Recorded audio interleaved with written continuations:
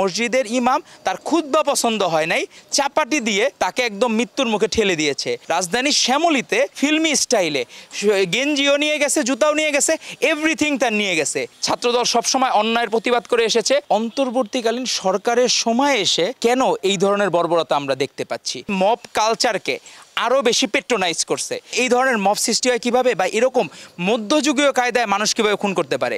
অপরাধীর কোনো অ্যাটাচমেন্টের কোনো সুযোগ পার্টি দিবে না। বিএনপি তো এখন দর্শকের সারিতে, বিএনপি তো আর এখন গভর্নমেন্ট না। দর্শক, কালের কণ্ঠে সবাইকে স্বাগত জানাচ্ছি। সমসাময়িক কিছু বিষয় নিয়ে আজকে আমাদের সাথে রয়েছেন ছাত্রদলের কেন্দ্রীয় সংসদের সহসভাপতি ডক্টর আউয়াল। আমরা দেখতে পাচ্ছি বর্তমানে বেশ কিছু অনাকাঙ্ক্ষিত বা কাঙ্ক্ষিত ঘটনা ঘটেই যাচ্ছে। সেই বিষয়গুলোর মধ্যে একটি অন্যতম মিটফোর্টের সামনে এক যুবককে হত্যাকাণ্ডের মতো একটি ঘটনা ঘটেছে। সে সকল বিষয় নিয়ে কী ভাবছে ছাত্রদলের এই নেতা, চলুন তার মুখ থেকেই শুনে নেই। এমন একটি হৃদয় বিদারক আসলে দৃশ্য গতকালের আগের দিনের ঘটনা বেসিক্যালি বাংলাদেশের মানুষ অবলোকন করেছে। সকল মানুষের মনে পীড়া দিচ্ছে যে দেশে যে বিচারহীনতা যে কোন লেভেলে চলে গেলে এরকম অন্যায় প্রশ্রয় পায়।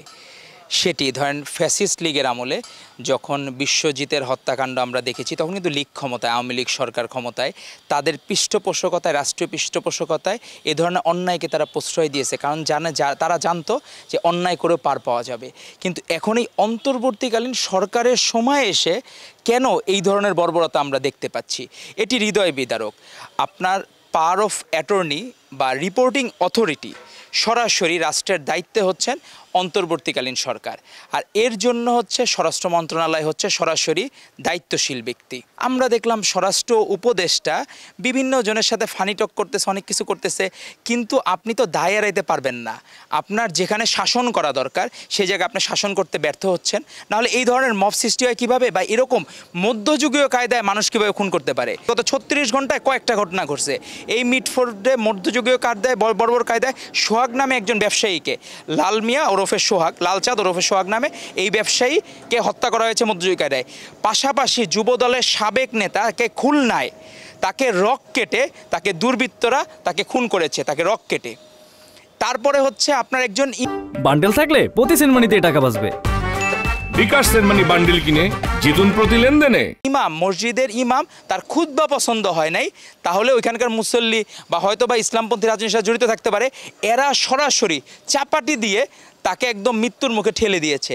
আর আজকে সকালে দেখলাম রাজধানীর শ্যামলীতে আপনার ওইখানে সরাসরি ছিনতাই, যে একদম মনে হচ্ছে ফিল্মি স্টাইলে গেঞ্জিও নিয়ে গেছে, জুতাও নিয়ে গেছে, এভরিথিং তার নিয়ে গেছে। তাহলে এই বিচারহীনতা তো বাংলাদেশের মানুষ আর দেখতে চায় না। এই ফ্যাসিস্ট লীগের আমলে যা হয়েছে, কারণ তারা জানতো অন্যায় করে পার পাবে। তাহলে এখন কেন মানুষের মনে এই বদ্ধমূল ধারণা হচ্ছে যে অন্যায় করে পার পাবে? সে যেই দলেরই হোক, অপরাধীর কোনো দল নাই। অপরাধীর দল হচ্ছে সে অপরাধী, এবং তাকে হি মাস্ট বি পানিশড, তাকে প্রকাশ্যভাবে তাকে বিচারের আওতায় নিতে হবে। আর আপনার দেখা যাচ্ছে যে ভাইরাল হইলেই কেবলমাত্র বিষয়গুলো নিয়ে বড় ধরনের ইস্যু হচ্ছে। তাহলে গতকাল যে আমাদের সাবেক যুবদল নেতা রকেটে মারা গেল, তার বিষয়টা তো অবশ্যই আমরা দাবি জানাবো। এবং সাম্য হত্যার আজ পর্যন্ত বিচার হয়নি ঢাকা বিশ্ববিদ্যালয়ের মধ্যে, তখন সেখানে দায়িত্বশীল ব্যক্তি হচ্ছেন ভিসি, তার উপরে আসেন হচ্ছে আমাদের গভর্নমেন্ট, ভিসির উপরে যে চ্যান্সেলর থাকেন হচ্ছে রাষ্ট্রের যে প্রধান, উনি থাকেন চ্যান্সেলর। তো সেই জায়গায় হচ্ছে আপনার প্রত্যেকটা জায়গায় আমরা যে বিচারহীনতা দেখতে পাচ্ছি, এটিই মনে হয় মব কালচারকে আরও বেশি পেট্রোনাইজ করছে। তো অন্তর্বর্তীকালীন সরকার যদি কঠোর হস্তে এদেরকে দমন করতে না পারে, আপনি শুধু ল করলেন কিন্তু আপনি ল ইমপ্লিমেন্ট করতে পারলেন না, তাহলে কিন্তু আপনি সফল হবেন না কোনো সময়। অপরাধীর কোনো অ্যাটাচমেন্টের কোনো সুযোগ পার্টি দিবে না। তার পক্ষে যদি পার্টির কেউ কথা বলে, তাকেও পানিশমেন্টের মধ্যে নিতে হবে। বিএনপি তো এখন দর্শকের সারিতে, বিএনপি তো আর এখন গভর্নমেন্ট না। এখন ডক্টর ইউনূস সাহেব হচ্ছেন আমাদের অন্তর্বর্তীকালীন সরকারের প্রধান, আমাদের স্বরাষ্ট্র উপদেষ্টা আছেন, উনি স্বরাষ্ট্র মন্ত্রণালয়ের দায়িত্বে। তারা হলে এগুলো দেখবে, টেক কেয়ার করবে। তারা কেন শিথিল হচ্ছে, তারা কেন কঠোর হচ্ছে না, তারা কেন এই মব সৃষ্টি করে যারা পার পাচ্ছে তার পানিশমেন্ট দিচ্ছে না কেন?